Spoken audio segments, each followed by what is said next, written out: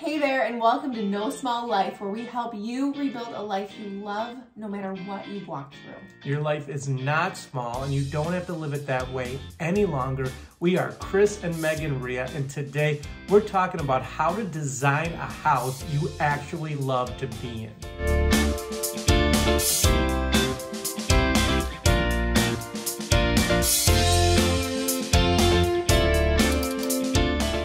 Today, we're going to be giving you 8 tips for creating and designing a home you feel confident in and you want to be in.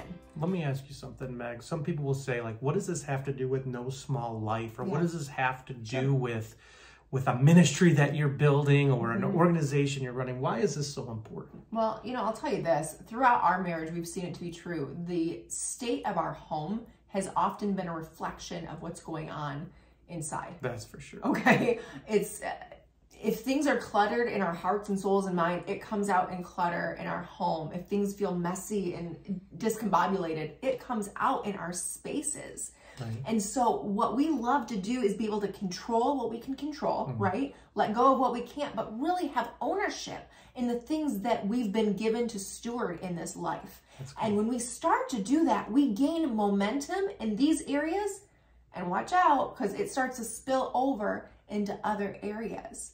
It's these practical things, and our home is a massive one of them that gives us the confidence to keep moving forward in the other areas of our life, right? So the problem is most people don't always confront the things in their home because of one reason: confidence. Confidence. And we think that we have to have, be a designer in HGTV or know how to organize something perfectly before we walk into it. And that is just absolutely not true. You might not know how to do something just because you've never done it before, right? And that's okay. Let's remove the shame. Let's take that off. We want to give you 8 tips for getting that momentum, for creating and designing a space that feels life-giving, that feels refueling to you, your family, whoever walks in those 4 walls of your home. And we're gonna get started with it right now. Step 1, start small. Can I get an amen on that? I want you to pick one room, one space. I know all of it needs your attention and you want to redo it all. And I've tried to redo it all once. Yes, you have. It's a recipe for crazy, right? You will get overwhelmed and you will quit. So I promise you, what room needs the most attention? Zero in there, start small. Let's move on. If you have a husband, he will appreciate that too. Yes, he will. He will appreciate one room at a time, trust me. The second step is to clear your space. Come on, I like this step. He loves this step. And here's the reason why it's so crucial. Once you've looked at a room for one way for so long, without resetting it to 0, it is nearly impossible to see it any other way, right? Yeah, so get that stuff out of the room. Out of the room. Throw stuff away. Have a donate pile, have a throwaway pile, get it all out of there, and then just start getting rid of that stuff. And it's my favorite thing to do. It really is. Sometimes I'm like, where's that thing? And it's gone. It's gone. But if you're not ready to throw it out yet, just tell yourself in your head, I'm just going to put it away for right now. So I'll come throw it out for you. Right? Because sometimes that can feel scary. Just put it away. Give yourself the gift of a clear room so you can move forward with fresh eyes. The third step is let yourself dream. Oh man, I love dreaming into things, getting a vision for it. But what happens? Not everyone's wired like that. So what if you don't know where to start? Like how do you start or dream? How does that work? Yeah, I would say there's 2 questions you really have to ask yourself in this scenario, okay? 1, how do you want your space to feel? Okay? Does it need to feel fun and energetic and exciting, or do you want it to feel relaxing and calming? How do you want your space to feel? And then 2, how do you want your space to function? Ooh, okay. That's my favorite. This is your favorite, right? The atmosphere is growing on me, though. Yeah. I do love a good atmosphere now. You do, but you like it to function. When we were designing this office, it was like, okay, where do we need a space to have our laptops hide? So they don't like just chill on the dining room table or on the desk all night long or whatever. You know what I mean? And it's like that chair looks cool, but if you sit in it, it's the most uncomfortable thing in the world. Right. It's not functional. Right. I'm queen of this land right here. We have a couple chairs that he's like, can we replace these? But I'm like, they're so cute. I didn't follow my step. So how do you need your space to feel, and how do you need to function? The fourth step is gather inspiration. Gather inspiration. This is the really fun part. Can you play that song by Chicago, You're the Meaning in My Life, You're the Inspiration, while you're doing this? You're the inspiration. You Come on. better. You absolutely better. Especially if you're a member of the Rhea household. Any kind of 80s music thrown in there. Come on. Winning. So, yeah, this is where you want to gather your inspiration. People want to start here. But if you start here, you will end up building a room that will function for someone else and not for you, okay? Yeah. We already know how you want your space to feel, how you want it to function. So right now is the time that you gather stuff you love. Okay. And because it's 2022, let's do this digitally, right? Do it on Pinterest. That's my preferred way to categorize everything. Put it in a phone album on your iPhone, whatever you want to do, just make sure it's all digital, it's all in one space, okay? Pictures of things that inspire you, that you love.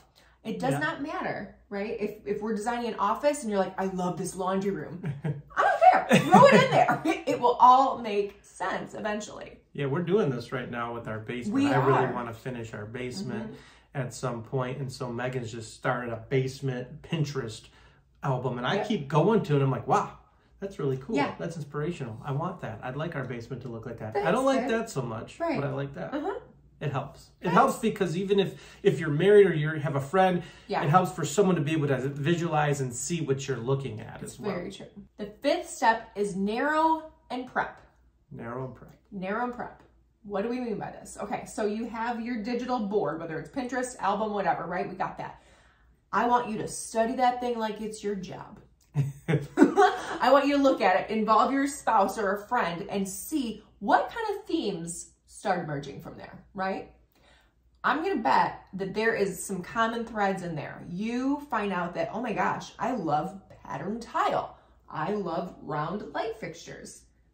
Every picture I have has a lot of plants in it. Whatever. You're going to start to see a theme emerge. And when you do, you found the style that you're going after for that room. It's a beautiful thing, right? So now you know what you're going after. And so now go into your space, start measuring, start, seeing what you need dimension-wise to work in there. And now you know what you're looking for and how it needs to function in your space. The sixth step is stay focused on what you're looking for. Ooh. Right here, friend. Right here. Okay. Something about just going after something with focus, intensity, right? And just getting that one thing done. Yeah, cranking. This is why you do one room at a time. Exactly. Yeah, you'll go farther. I know you want to buy everything all at once, right? I know you went in with the intention of buying light fixtures and you're like, ooh, artwork, ooh, rugs. There are people that can do that.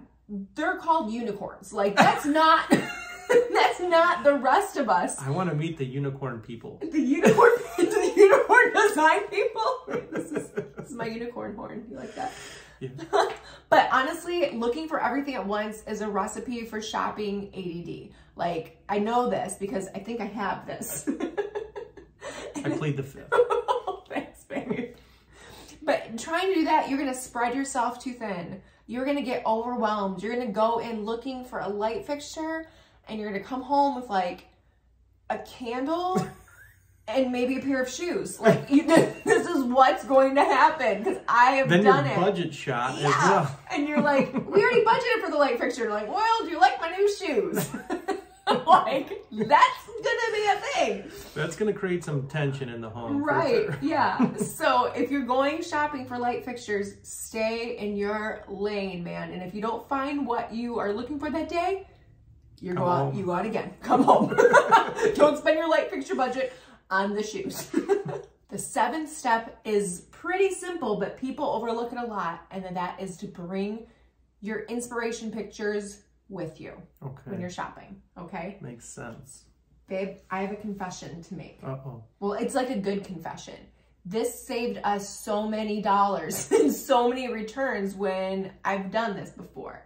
And I've helped other people do this. And honestly, it is a game changer.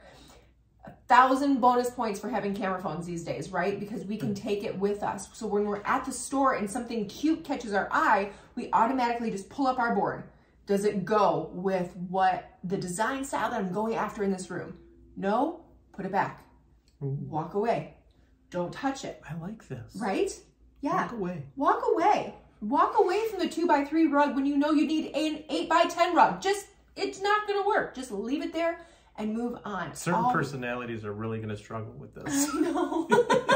And if it's you, it's okay. No judgment. No, absolutely not. We have all been there. But always, when something catches your eye, always go back to your picture. Go back to your inspiration, because really trying to go after that style, that's just going to help you, zero in on that, right? Really nail it. Focus intensity. Focus intensity. And the 8th and final step here is, get this, guys, it's okay to be a beginner. Ooh, I don't like being a beginner. I would much rather be an expert. You got to start somewhere. You got to start somewhere. And you know how you gain confidence at something? By actually doing it. Ooh, right? So true. It's the same thing as, like, we really didn't know how to drive a car until you actually got behind the wheel of a car, right? And then you make a couple mistakes and you learn from those mistakes and you just kind of keep moving forward. You know, it's the same thing with creating a house you love to be in. Just save your receipts. You can always take stuff back. Give yourself permission. Give yourself the grace to enjoy this process, to go slow and to really cultivate a space that feels like you, that feels like freedom for your heart and for your soul, that feels like you can breathe a little bit. You know, it's not someone else's space.